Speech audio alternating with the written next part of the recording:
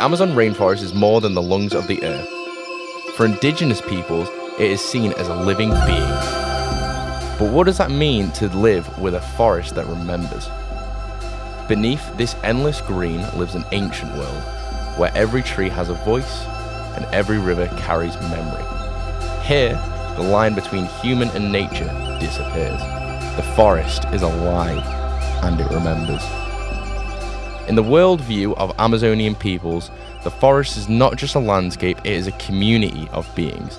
The trees, the rivers, the animals, each one has a spirit, each one alive with its own story. Santiago Yawakani belongs to the Utoto people of the Amazon.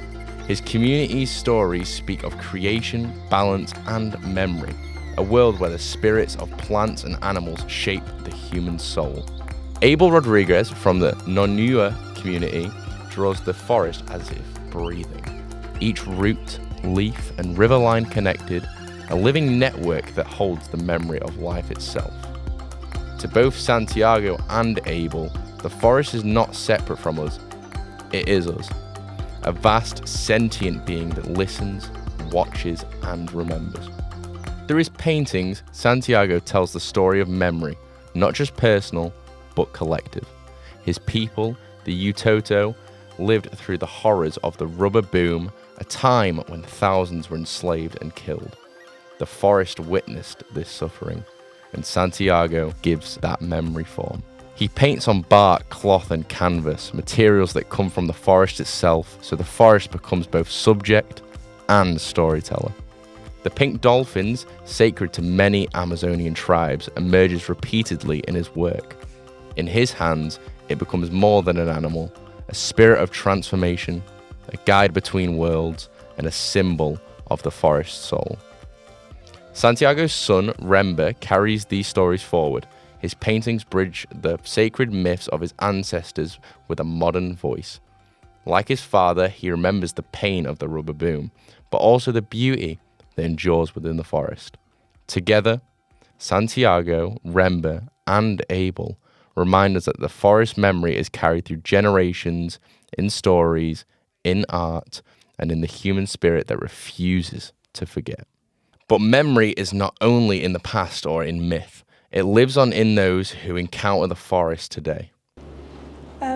Could you tell us a bit about why and when you swam with the pink dolphins?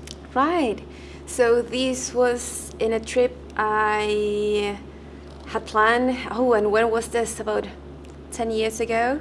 I was in the Amazon, so the Peruvian and the Bolivian Amazon particularly. And yes, it was in a holiday with some friends that I get the chance to swim with them. What was it like when the first time you saw the pink dolphins? Well, the first time they're very curious species, so they like to jump over the river and kind of see who's there. So they are, if I can be very honest, they are not the most good-looking creature. However, they're so friendly, they're kind, they're curious. They like to kind of tickle your toes, so they're cute. That was my first impression, like what a curious species.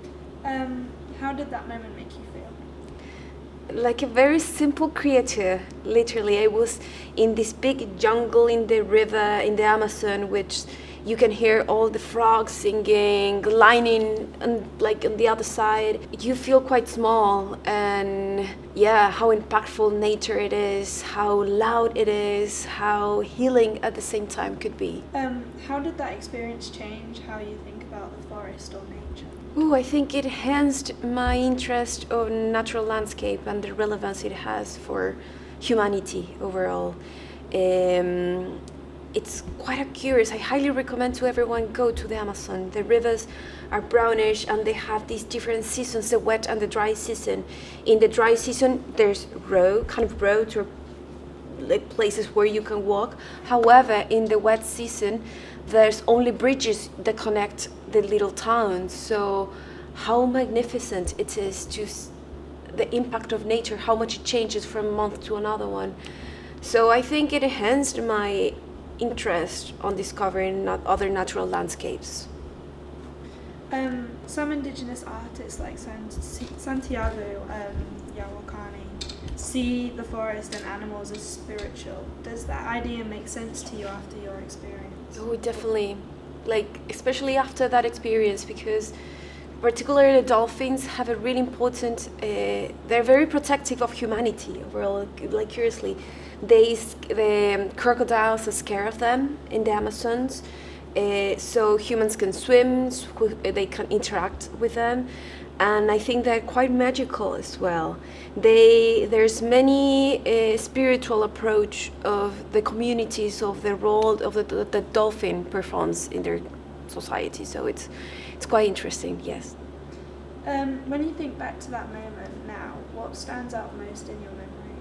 I think how impressive nature it is, how loud, how healing again, and in terms of like reminding you that present is so relevant and you don't need much. When you go to those communities, you see there's not much material life, there's not, they just have themselves, the nature, their rituals, their communities, and that's what at the end is the most important part of our lives. And I think that experience, swimming with the dolphin, being surrounded that amount of nature, this again, the sounds, the temperatures, everything is different than what I've experienced before. And yeah, my perspective of life definitely changed after that. So what do you know about the artist Santiago? Well, I went to the museum, so I'm quite familiarized with his art. I got personally very inspired by his history. I know he's person living in the Amazonian. He's a person who belongs to a particular tribe that suffered a lot from the rubber business, the rubber boom in Peru. I know that through his art, he tries to express what it felt for him and for his heritage, the other people of the community, to be part of the slaves and the rubber boom. So yeah, I'm familiarized that he also has experience with a bit of hallucinogenous products that has invited him to invite or create a different world, and to address the political with very beautiful elegance, to address social movements and the needs for the particular community he belongs, the needs that they have and how much they've suffered after the rubber boom, the consequences they face. Fernanda's story shows us that connection, that even in brief encounters with the forest, can awaken something ancient within us. To listen to the forest memory is to see it not as a resource, but as a living being, one that still whispers and still waits to be heard.